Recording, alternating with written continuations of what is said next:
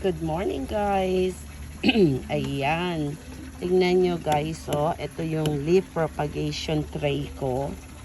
Kita nyo, oh. Ang dami ng babies. Diba? Oh. Kakatuwa, oh. Tapos, ito pa. Oh. Oh, diba? Ang dami na nila. So, ilalagay ko na sila sa sa soil. Ito. Ayan. Dito natin ilalagay sila. Ayan. So, dyan ko na sila palalakihin. Okay? So, didiligan ko ito guys. Okay? Dilipat natin sila dyan.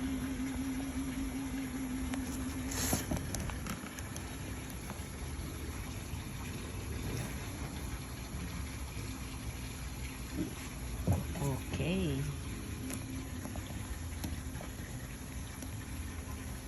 Kahit ako kasi pagsasama-samahin ko na sila rito para lalaki silang sabay-sabay para silang magiging arrangement. Yeah. Total, it's my personal plant. So, pagsasama-samahin ko sila dito sa pot na ito. Yeah. Pero sa iba, kasi syempre pang nila, benta, iwalay-walay nila yung mga kung anong magkakaparehas. So, dyan lang lalagay natin. Yan. Sama-sama lang sila dyan.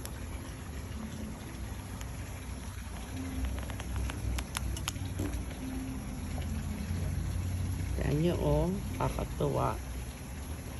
Kita ba?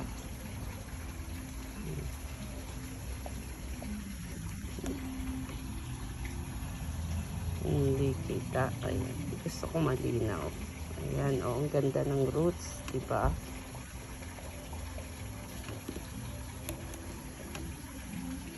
So, marami siya, guys. Ang dami, oh.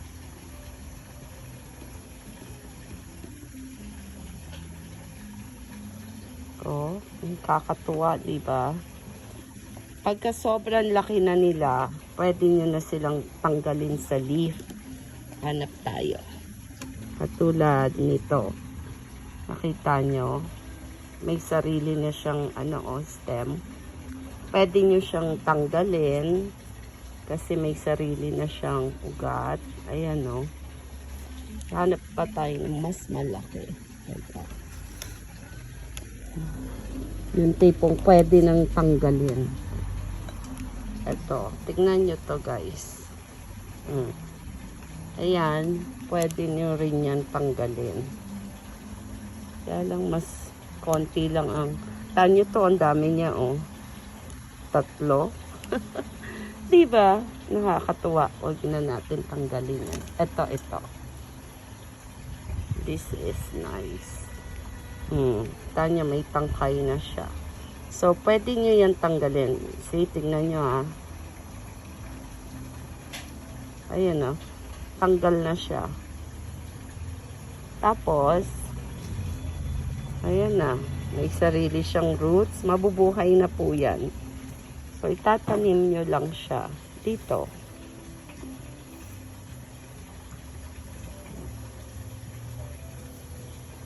Ayan. See? Ganyan po. Pwede nyo silang tanggalin at diretso na sa soil. Diba? Nakakatuwa. May sarili na siya. Ito nakita ko, oh. Wala na yung dahon niya. So, ganun din po. Kaya natin, itatanim natin. Ayan. Parang mga babies nga yun. Ayan. Ito rin po, oh. Tingnan nyo. Natanggal na siya sa dahon.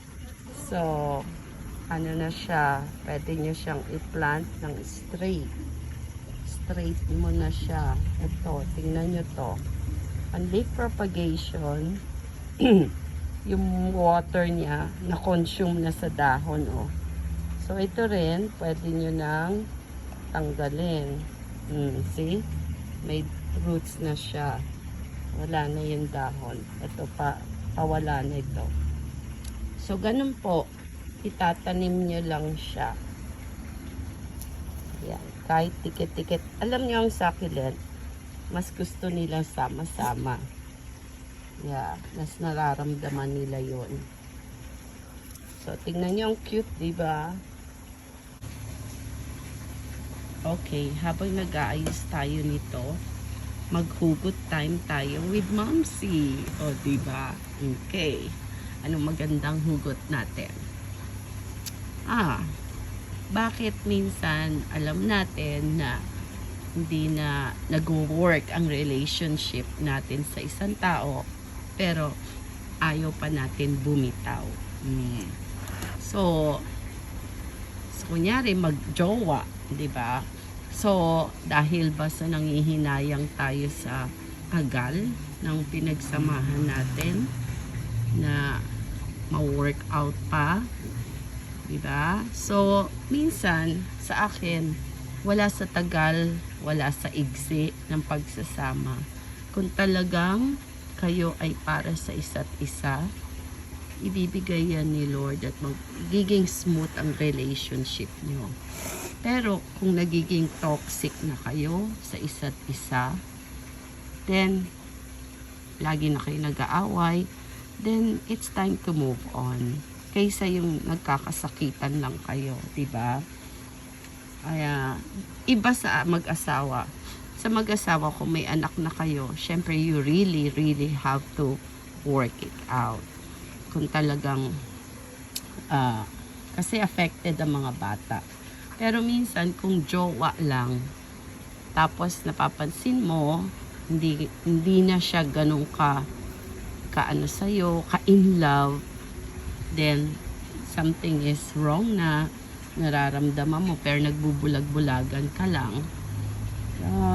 Ako kasi I might as well move on.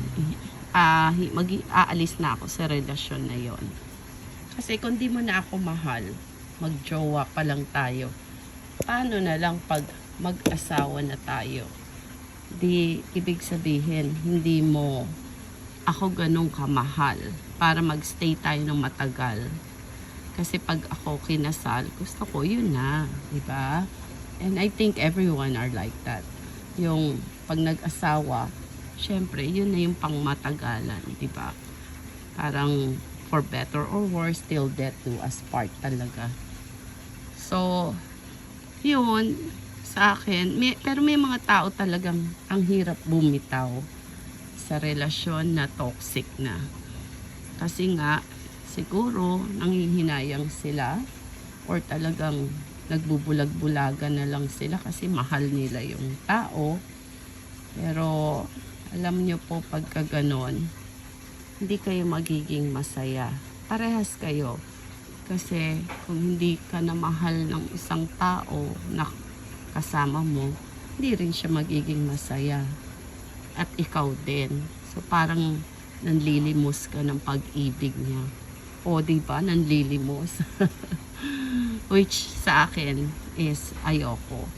Kasi kung gusto kong kumbaga kung magmamahal ako, gusto ko mahal niya rin ako ng totoo, hindi dahil napipilitan ka lang.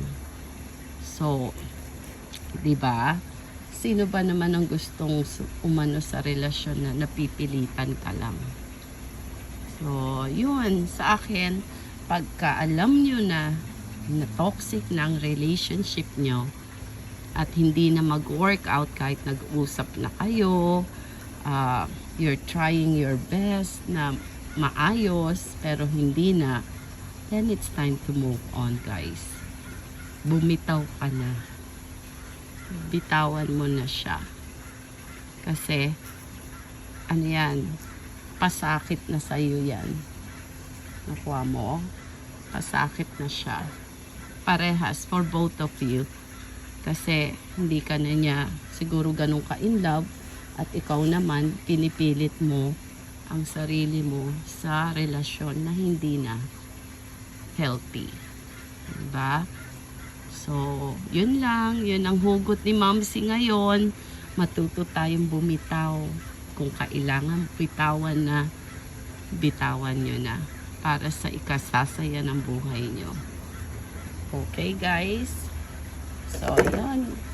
Hugot time ni Momsy yan. Para sa inyo habang nag-aayos dito.